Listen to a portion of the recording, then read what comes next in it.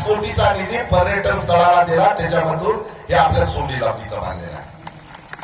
दानवे साहेब, हे फक्त सभागृह झालं. या ठिकाणी सर्व वॉल कंपाऊंड आणि इथं सौंदर्यीकरण आणि लॉन वगैरे म्हणजे गोरगरिबांचे ह्या परिसरातले लग्न इथं होतील असं सुंदर इथं एक पर्यटन स्थळ इथं तयार झालं. कारण की हे अजून अर्धवट काम राहिलं. याला वॉल कंपाऊंड आहे, इथं आपले प्युअर सौंदर्यीकरण आणि लॉन वगैरे आहे. आणि आतापर्यंत एकाही आमदाराने ह्या जिल्ह्यात पर्यटन स्थळाचा निधी एवढा आणला नसेल तेवढा आमदार तुमच्या आमदाराने ह्या पर्यटन स्थळाचा. उद्धव साहेबांना मातोश्री पादल योजना काढली.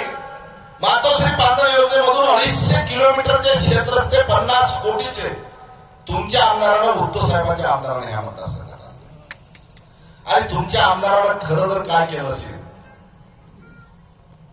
5 वर्षापूर्वीची परिस्थिती इथं बसलेल्या सर्वांनी 2 मिनिट डोळे सोडून आत्मचिंतन जर आपण केलं, 5 वर्षाच्या अगोदर या मतदारसंघाची परिस्थिती अशी होती आणि आज सुद्धा जिल्ह्याची परिस्थिती अशी आहे की एखाद्या आमदाराकडे जर आपल्याला जायचं काम पडत असेल तेव्हा ह्या मतदारसंघातल्या एखादा आदिवासी असू द्या, का एखादा बंजारा समाजाचा आमचा बंधू असू द्या, का सर्वसामान्य एखादा नागरिक असू द्या, सर्वसामान्य एखाद्या नागरिकाला जर एखादं संकट आलं, त्याला जर आमदाराकडे जर जायचं काम पडलं तर 5 वर्षापूर्वी तो सर्वसामान्य माणूस विचार करत होता, मला आमदाराकडे जर जायचं आहे तर मी कोणाला गेलं पाहिजे.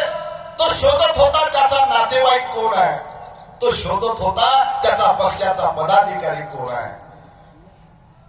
पण आज तुमच्या आमदाराकडे यासाठी कोण्या नातेवाईकाची जरूरत नाही आणि कोण्या पक्षाच्या पदाधिकाऱ्याची जरूरत नाही. हा विश्वास संपादन तुमच्या आमदाराने केला. हा विश्वास 5 वर्षापूर्वी या मतदारसंघात नव्हता. आज रोजी सुद्धा जिल्ह्यात हा विश्वास, दुसऱ्या मतदारसंघात हा विश्वास नाही.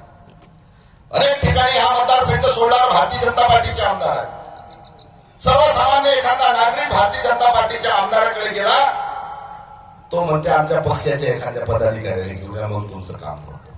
का आम्ही तुम्हाला मतदान दिलं नाही, का आम्ही तुम्हाला मतं मारले नाही. पण तुमच्या आमदाराकडे, तुमच्या आमदाराने कधी येणाऱ्या तुमची जात विचारली नाही, कोणता पक्ष विचारला नाही. निवडणुकीच्या वेळेस जरूर आम्ही पक्षाचं काम पक्ष म्हणून उभं राहू, पण निवडून गेल्यानंतर हा लोकप्रतिनिधी सर्व जातीचा, सर्व धर्माचा, सर्व समाजाचा असते. मतदारसंघाच्या 3 लाख लोकांचा प्रतिनिधी असते, तो पक्षाचा नसते. रात्री बेरात्री आम्ही तुमच्या घरी मतदान मागण्यासाठी येतो. मी त्यावेळेला तोंडीला उभं होतो, आमच्या लीलाबाई समोर आहे. रात्री 12 वाजता मी लीलाबाईच्या घरी मतदान मागण्यासाठी गेलो. आम्ही रात्री बेरात्री तुमच्या घरी मतं मागायला येतो, काका दादा मावशी म्हणतो आणि निवडून गेल्यावर साहेब होतो. तुमचा आमदार कधी आमदारी झाल्यावर साहेब नव्हता ना, जिल्हा परिषद सदस्य झाल्यावर साहेब नव्हता. तेव्हाही नीती होता, आजही नीती नाही. पण एखाद्या भारतीय जनता पार्टीच्या आमदाराकडे जर तुम्ही आपण गेलो तर साहेब झोपलेले आहे, साहेब पूजा करू आले. साहेब कधीच पूजा करत नाही, पण सांगतात काय की साहेब पूजा करू आला. एखादा गरीब माणूस जर त्याच्या दरवाजाजवळ बसत राहते तर काय चालू आहे, तर साहेब पूजा करू आहे. होय, 1 घंटा झाले साहेब पूजाच करू आहे. 11 वाजले तरी साहेब झोपूच राहिले.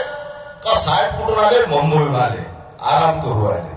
आता मुंबईहून येताना रात्री 9 बसते, सकाळी 6 उठते, सट गाडी झोपते ट्रेन मध्ये. तर सांगतात काय की साहेब मुंबईहून आले, थकलेले आहेत, आराम करू आले. तुमचा आमदारही मुंबईहून येते. जेव्हा तुमचा आमदार मुंबईहून आल्यावर सकाळी 6 वाजता आल्यावर 8 वाजता जनतेच्या कामासाठी तयार असतो.